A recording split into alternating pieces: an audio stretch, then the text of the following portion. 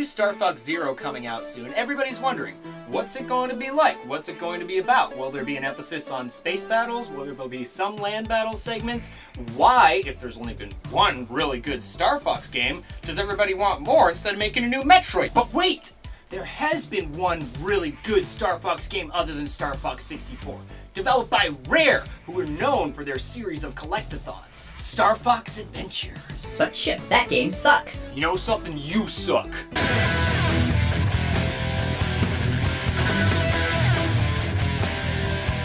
We're gonna go ahead and cut to the chase because people have low attention spans. I'm going to preface by saying that I can't do as good of a review as John Trump. But that's okay, because we have totally opposite opinions on the matter. He loves Rare but hates Star Fox Adventures, and I hate Rare but love Star Fox Adventures. I don't know. So let's go ahead and pop my dick in the system. Pop the disc in the system. A little bit of a Freudian slip there. Anyways, let's get going here. Oh no. I just remembered. I lent my copy of Star Fox Adventures to JC, Axis of Symmetry's former drummer.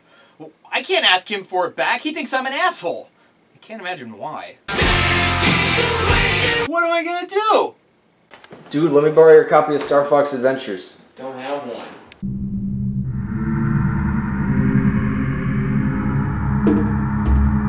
Dude, let me borrow your copy of Star Fox Adventures. Okay. So we start out riding a laser blasting pterodactyl. Oh no. Oh no, not a boat propeller! I got enough of that shit in Banjo-Kazooie! Don't put me through that again!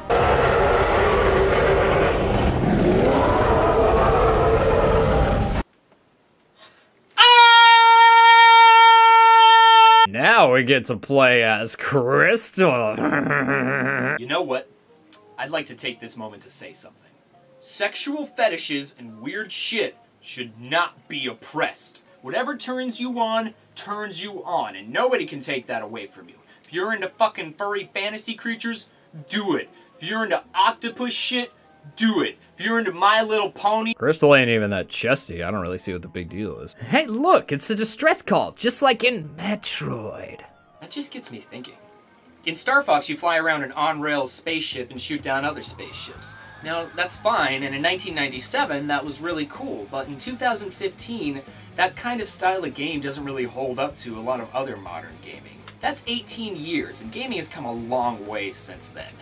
Do we really need a new Star Fox game? I mean, I love it, but it's not exactly pushing the envelope of gaming. I'll talk about that more later, but for now, let's explore this pirate ship. And now we're off to Krazoa Palace, where there are dinosaurs dying.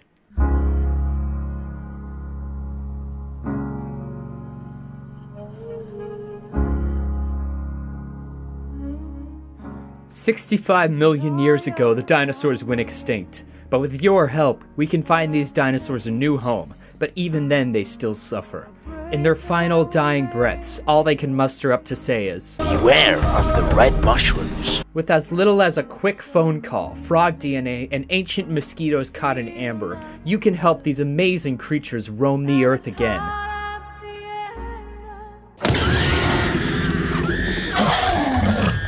More like, dinosaurs! This game gets some negative flack on account of that it's basically Zelda with Fox, but everyone else is wrong. That's why this game is awesome. Think about it. It's Zelda in space. It's Space Zelda. Space Zelda. Space Zelda!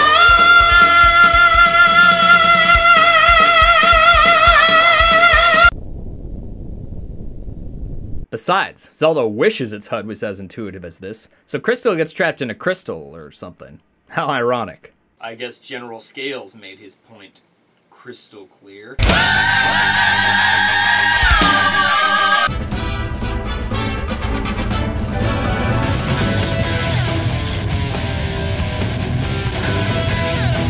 That should be it, Rob.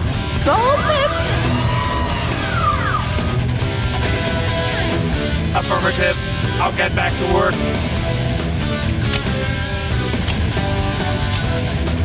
This scene is fucking awesome!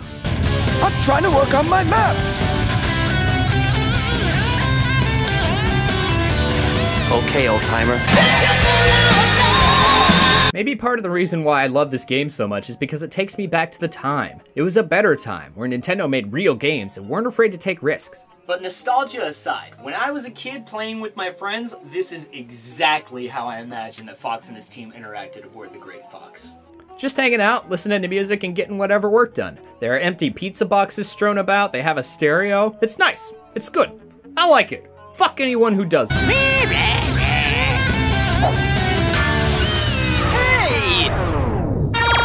Slippy, it's General Pepper. General Pepper calls in and gives the orders that Dinosaur Planet is in trouble. Prince Tricky has been kidnapped. Oh my god. So it's up to Fox and crew to go down and kick some ass. Yeah, let's do it.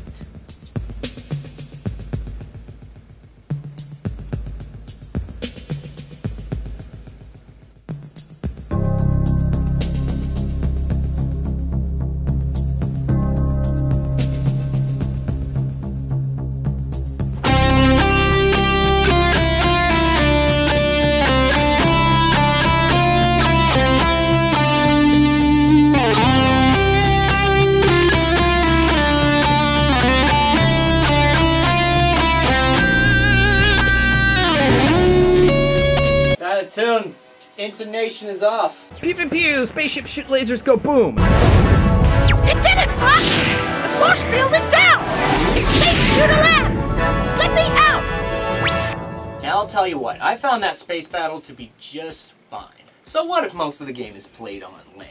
Sure, it's not a true Star Fox game, but the point remains the same, the game is still good and fun. See, this is what I was talking about. This is back when Nintendo was willing to take risks with their IPs. HD console with innovative new technology? Super Mario Bros. Run around jumping on enemies. In HD! HD does not make a game new. Graphics are just graphics. They should add to or enhance the experience, but they don't make the game. That's not the one selling point that they should have. Not to bring up Metroid too quickly, but allow me to bring up Metroid. Take a look at what Metroid was going through around the same time. They went from 2D side-scroller to 3D first-person, a complete rehaul of the playstyle. But the core of what made Metroid fun, exploration, action, and atmosphere is still preserved. That's not what you said about Metroid Prime Federation Force. What did I say about Metroid Prime Federation Force? Well, if I cleaned it up, it's not really a sentence. Give me the abridged version. Well, you started by calling it a third trimester abortion. It's important that Nintendo realizes the broader reasons why people enjoy their games. There seems to be this false dichotomy between graphics and gameplay, but why not have both? Here we are in Thorntail Hollow, which is kind of the hub world of the game. Oof. That music! A major reason why this is my favorite Star Fox game is because the music is so damn good. It sets the tone and atmosphere perfectly and has that classic rare stamp of bitchin' music. Of course it makes perfect sense though. The music was done by the one, the only. Oh no, cut away, I can't take it, it's too much!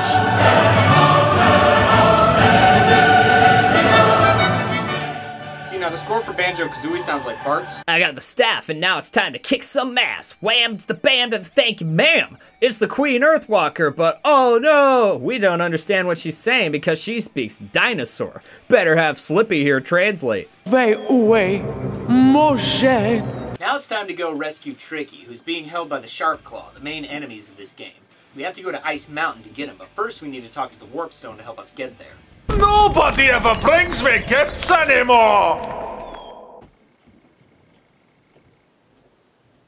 Nobody ever brings me gifts No, I heard you the first time. So, would you please take me to Ice Mountain? Nobody ever— So Mike Myers here isn't warping us until we bring him a gift. We're supposed to know that it's this piece of rock candy. Alright, yeah, this rock candy. I'll take it. You pay this much. Oh, I'm not paying full price. No, that's too low. No, that's too low. No, I don't need business from cheapskates. Get out! Now we're off to the snow sector where there's some swoop racing to be done.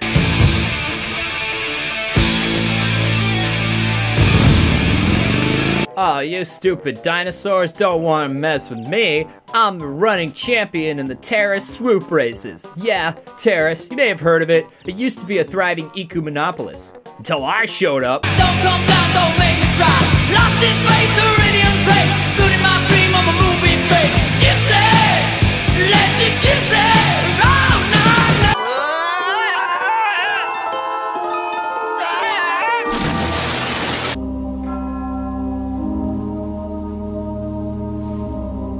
Now it's time to get tricky back to Thorntail Hollow, and let me tell you, it's actually a good addition to the gameplay. It's fun to have a little dinosaur sidekick running around helping you out, and it adds a new element to puzzle solving too. Tricky can perform any number of tricks, whether it be sitting on a switch, digging up treasures and passages, rounding up important items, or even breathing fire.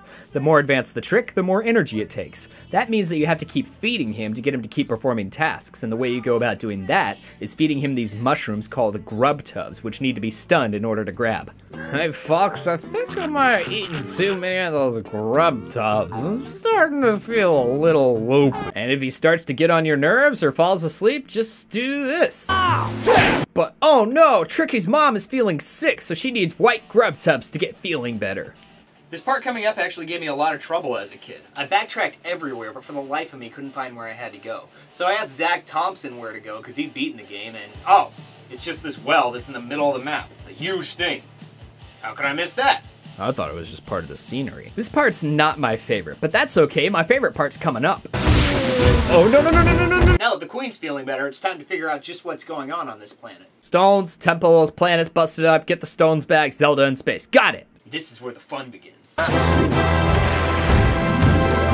No, I lied, I take it back. I had to get Zach Thompson to help me with this part too. He couldn't.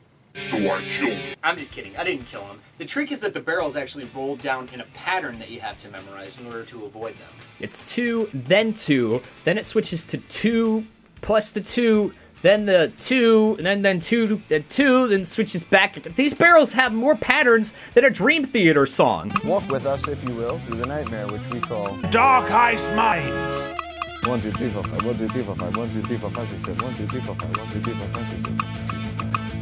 1, 2, 3, 4, 5, 6, 7, 1, 2, 3, 4, 1, 2, 3, 1, 2, 3, 1, 2, 3, 4, 1, 2, 3, 1, 2, 3, 1, 2, 3, 4, 5, 6, 7. 1, 2, 3, 4, 5, 6, 7. Alright, I'll let you in on a little secret. This part with the barrels gave me so much trouble as a kid that I literally gave up and never returned to it until 2011 when I finally beat it. And then my sister kidnapped me and my life was never the same! Belina Tau, Belina Tay, Belina fucking bitchy ass British elephant. Check out this boss battle. You get swallowed up and bash its tonsil up. Look, Fox's health goes down because of the stomach acid. That's pretty cool. Wait, it doesn't? Why the hell do I remember that happening in the game? Am I really getting that old? Now the evil dinosaur's dead, we got the Spell Stone. It was Spell Stone, right? Now that we've taken care of that, it's time to go to the Volcano Force Point Temple and place the stones in the thinger. By now you're probably noticing where a lot of the comparisons to Zelda come from. And in many aspects, it is the same. You go to an area, you complete a quest, you fight a boss, and then you move on to the next area. But in all honesty, I really don't have a problem with that. The new cool non-conformist approach seems to be to hate on the Zelda series because it can be very repetitive at times. While the playstyle for Star Fox Adventures is fairly linear, there is some interconnectivity, what with Thorntail Hollow being the hub world, so to speak, with Moon Mountain Pass and Cape Claw to the east and west, respectively. The Volcano Force Point Temple is pretty good, with some fun flame puzzles. That's another part of this game that people compare to Zelda, is the puzzles. Some of them are really easy, others can be a little more challenging, but that's just adds to the feeling of awesomeness when you finally do solve them.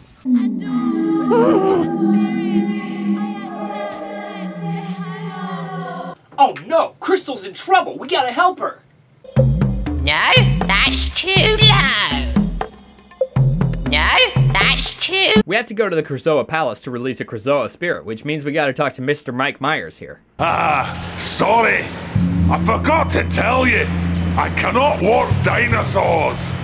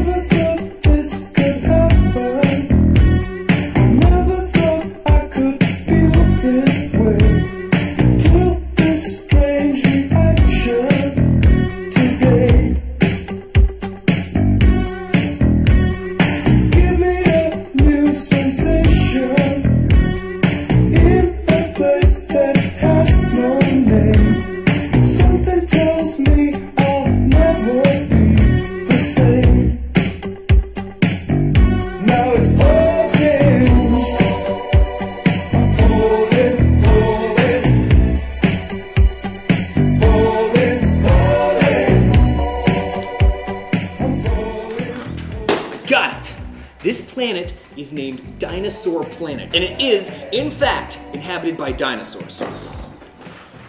Oh man, that was a lot of work to reach that conclusion. But now that I have, I pose another one. In a land that's inhabited only by dinosaurs with a warp stone who can warp people to and fro, what good is a warp stone if it can't warp dinosaurs?